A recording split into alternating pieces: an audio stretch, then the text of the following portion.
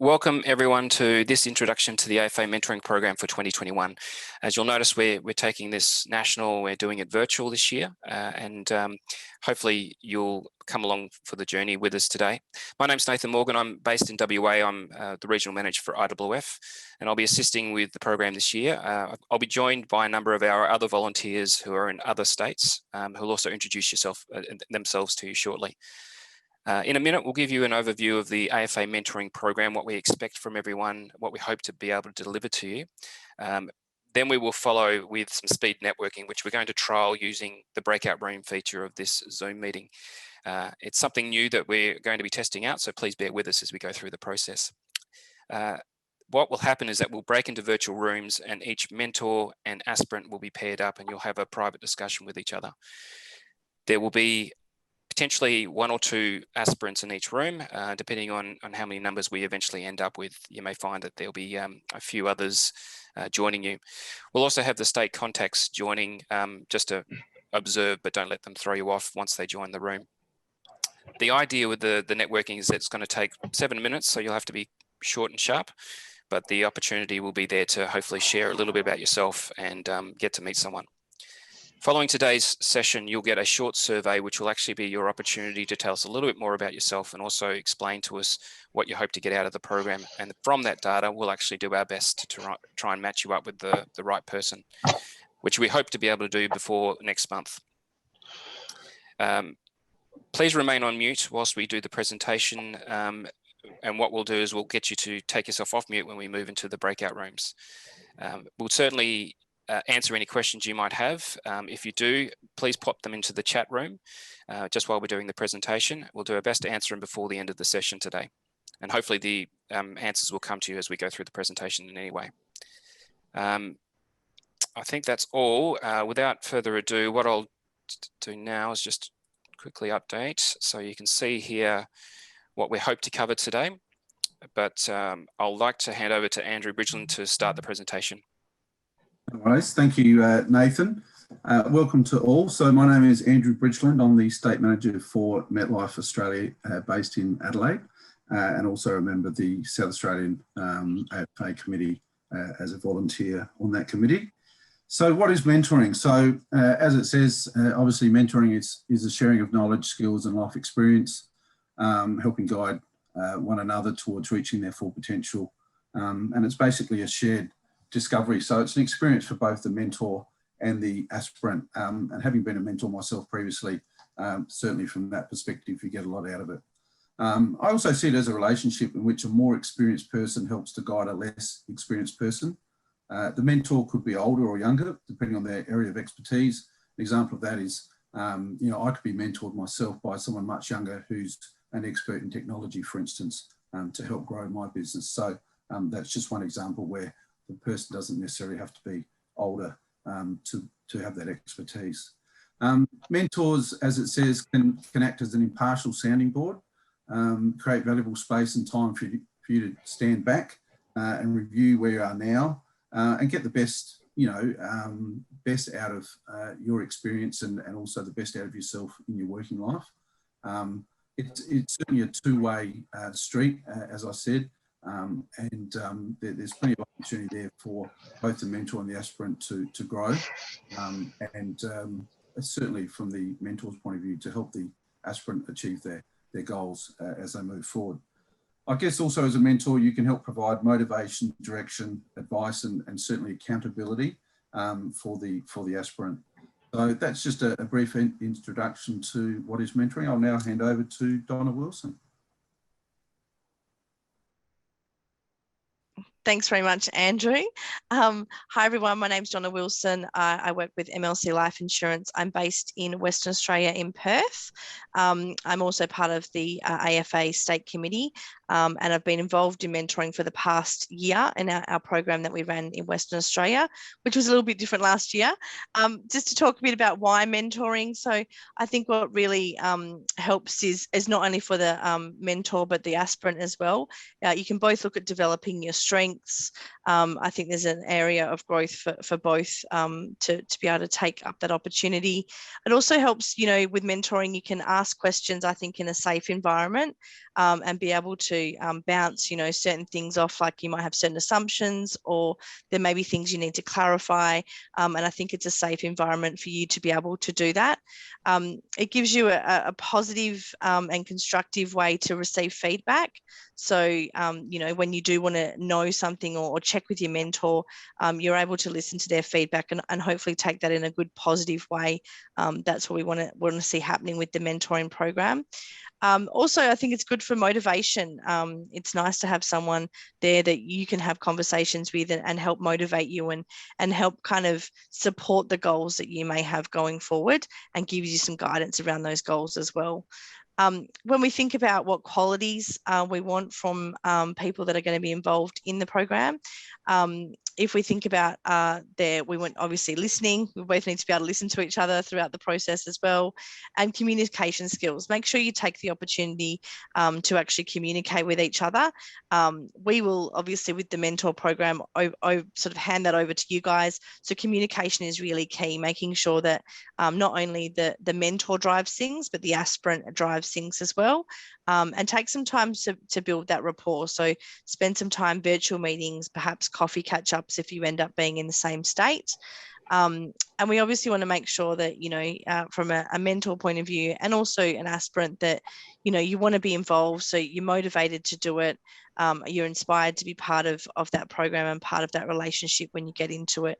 Then it's good to have some curiosity and also some flexibility. And you can see from a flexibility point of view, we're trying something different this year. So you may end up with a mentor perhaps in the same state or a different state. So just be open to how those things can work. That's it for me. I'm going to hand over to Nicole now. Thank you.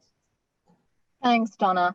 Hi, everyone. It's Nicole here from Trilogy Funds. I'm the National Advisor Services Manager. I'm also the Chair for the Education Committee for Queensland and also on the Aspire Committee as well. So excited to be part of this. So what I wanted to cover is really what's in it for you. So as aspirants, look, being new to the role or an industry can at times be really daunting. So this initiative by the AFA is really here to assist you. Previous aspirants have really found that having a mentor has really allowed them to achieve their goals more quickly and effectively. And as aspirants, having access to a network of expertise in the form of a mentor can not only benefit yourself, but also others around you. And we really appreciate those of you that will step forward as a mentor this year as well. And we really hope that you find this opportunity or the situation very rewarding, plus hopefully an opportunity to improve your own skills and career progression. A good mentor is someone that wants others to succeed and has the skills needed to support our aspirants. And we really know that you guys will help each other out this year. Over to you, Elaine. Thank you, Nicole. I'm Elaine C, and I'm a business consultant who works for Centrepoint Alliance licensee. And my role is very often that we see benefits from advisors collaborating in a mentor-aspirant relationship or just generally sharing. Hence, about 4 or 5 years ago, I've signed up to help out with the New South Wales State Committee to help out with the mentoring program. Many advisors do ask us for a proper process. There's no really right or wrong, as Donna's pointed out, pending how you'll be matched up.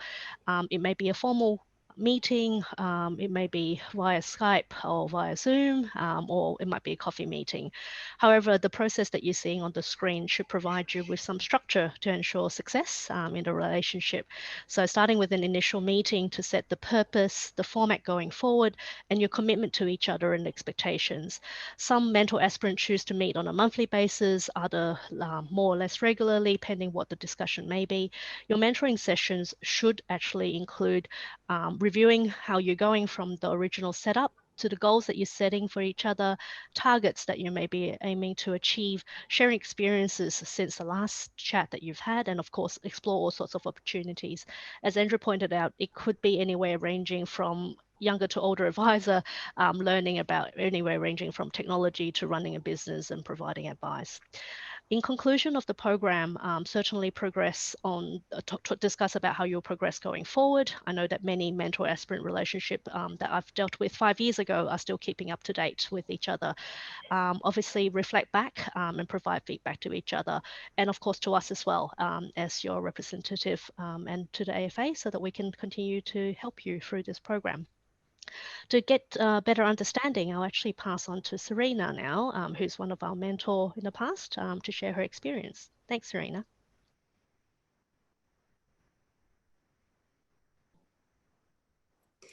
All right, morning everyone. Did not realise there was going to be a massive photo of myself there.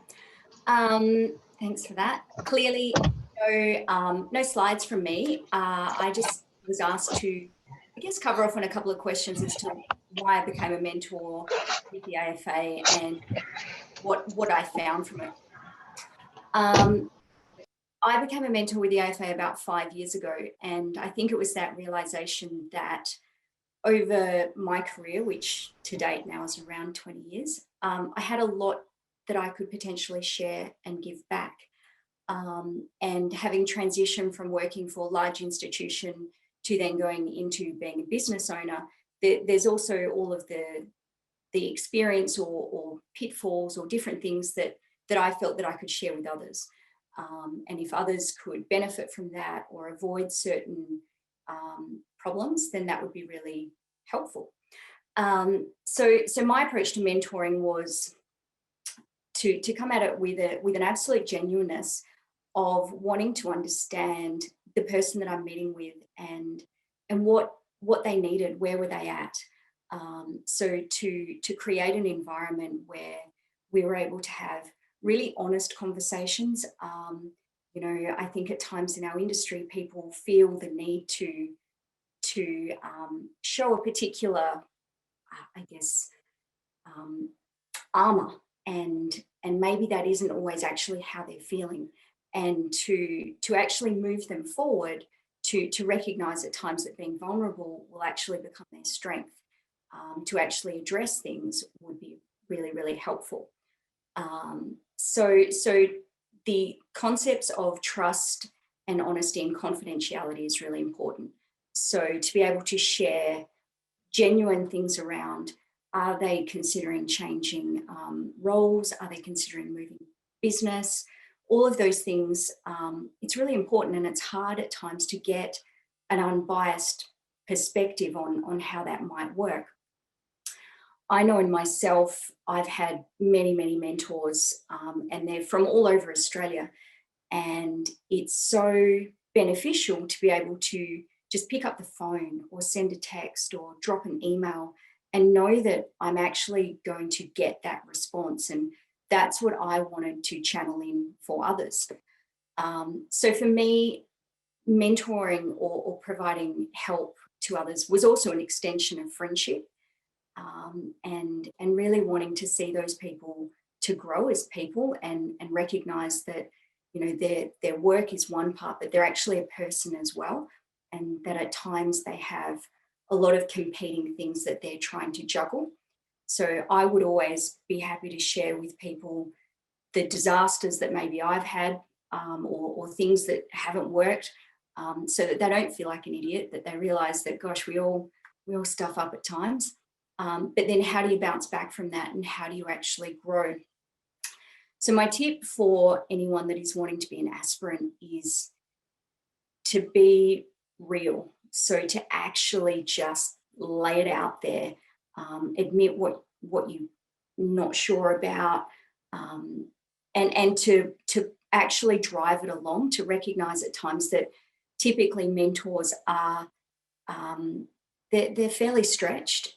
So if you're actually wanting time or attention with them, to just keep putting your hand up, because you'll get it, because anyone that is mentoring genuinely wants to help you, and help you be a success. So I hope that that's been what all you guys were hoping I would talk about. And now I will hand over to Renee, and she'll cover off from a mentoree. Thanks, Serena, for that one. Oh, lovely photo of myself as well. A little bit outdated, but that's okay. As you can see, guys, Renee from Just Financial here, sharing a bit of my view on the program. I've been in the program for 2 years. I'm in WA, and my first mentor was Steve, and my second mentor, as you just heard, was Serena. Then, for the 2 years, I had a bit of a different approach. Like Serena said, I came with a bundle of questions each time for both my mentors. And with Steve, I really focused on clients, marketing, processes, and so on, and kind of picked Steve's brains about all of those. And on the second year with Serena, I had a bit of a different approach. I went down the business planning line, and I had a lot of questions and wanted Serena to share her tips and experiences from not just being a risk advisor, but also being a business partner and managing staff and so on. So that was really good.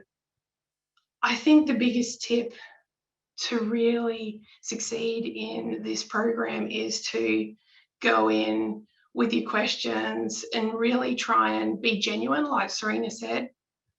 It's really difficult. I've been in the industry for 17 years, and sometimes it's difficult asking inside your walls and inside your company some certain things, and some could be sensitive. They could be about fee structures, about how to address certain clients, how to address a business partner. Certain little things can become difficult.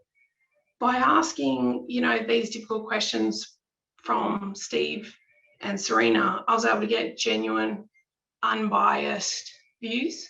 And not only that, some tips and points I never thought about, which was awesome and completely priceless. They were both amazing. I just think if there's one thing you take away from my little talk today is it is what you get out, what you put in. So please go in and listen to your mentors, ask them all the questions, because you'll be so surprised at how much growth you'll get from your own personal goals, and targets are just not only met, you exceed them completely without even realizing. So hopefully I've shared a little bit of my view on what the program can really provide to everyone out there. On that, I'll hand over to Peter. Thanks, Pete. Thanks, Renee. My name is Peter Trong. I'm a business consultant at Centrepoint Alliance, and I'm the VicTAS representative. So in order to have the commitment and the agreement to the program, it's really important that you actually participate, set clear parameters and expectations of each other, but also set clear timelines. Everybody's really busy, and the fact that they're taking the time out, which is fantastic, but sometimes, people do have unexpected things, so certainly be accommodating from that side. But also, I think the important part is set up a regular time every month as a minimum, an hour a month to catch up, but you can certainly do more if you wish to. And I think your discussions is really important to set out clear parameters of what you want to discuss, what the goals are, the objectives, and I think that will give you structure as well on what you need to do. But more importantly is keep it confidential, because you are sharing things amongst yourself. So therefore, please understand the privacy aspect as well. And certainly, like Renee and Serena has indicated, enjoy and be open about it and learn as much as you can. So in terms of the meeting, to really get the maximum side of the meeting, have clear structures. So most of you would have already received the AFA mentoring booklet. In the back of that, there is actually different models and structures of how to structure those meetings and what you want to achieve out of them. So certainly come to the meeting prepared, and also have questions that you want to ask, or 5 minutes before your meeting ends, set out the structure and the content for the next meeting. So that way you've got clear targets and key dates and things that you want to achieve and ask as well. But again, it's amongst yourself. So if you do have additional questions, etc., certainly communicate with each other, set out the parameters from that side. And like the last dot point there, enjoy, have a wonderful experience. So I'll hand over to Veri. Thank you, Peter. Hi, everyone. My name is Veri Gravine. I'm a Senior Distribution Manager at BT Live in Perth. I've been with the program for 5 years now, and we were running the program in WA with the lovely Renee and Serena and Steve and Wayne that are on the line as well. And then this year, Donna Wilson, our dear Donna Wilson, had the idea to take this nationally. So we engaged with our partners in other states. And one of the silver linings of COVID, you would agree with me, is the ability to go beyond your state, your country, and you know, the sky is the limit, and that's how we felt. And I hope you engage in the program, and I hope you find benefit of it as well, because I've seen many people throughout the journey succeed and really achieve wonderful things. Now from here today, we're going to break out into the breakout rooms, as Nathan expressed before. We haven't done that before, so bear with us. It might be a bit clunky, a bit weird, but we are literally out of our comfort zone. So thank you for your understanding in advance. And then from here, when we finish here, what's going to happen? You're going to get a survey where you're going to answer a few questions. What are you trying to achieve? How would you like to get there? How can we help you?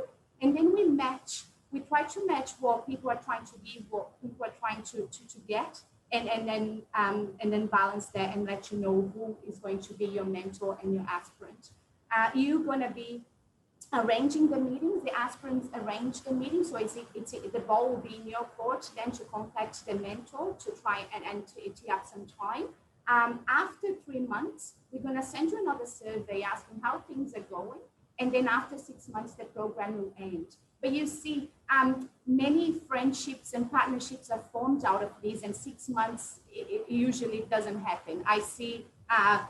I have feedback where this relationship is taken further. So I hope that you find someone that you feel confident in sharing the financial planning journey with you, especially the trying times we're living at the moment. I'm part of the state committee here in WA, and we have one person in each state. So if you do have any questions ending today, please contact your state representative, and we'll be able to help you with any queries you may have. Nathan, I'll give it back to you to share who these people are. So thank you, Nathan. Thanks, everyone. Thanks, Veri. So as you can see here on the screen, we've made sure that there's someone that you can contact in every state and territory, if we do have people dialing in from the territories as well.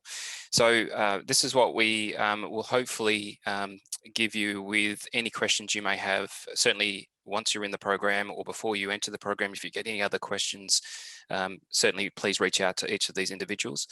You can also contact AFA directly, and they will forward the details on to your relevant state contact, so we can actually answer that if you don't have the time to actually write down the details right now.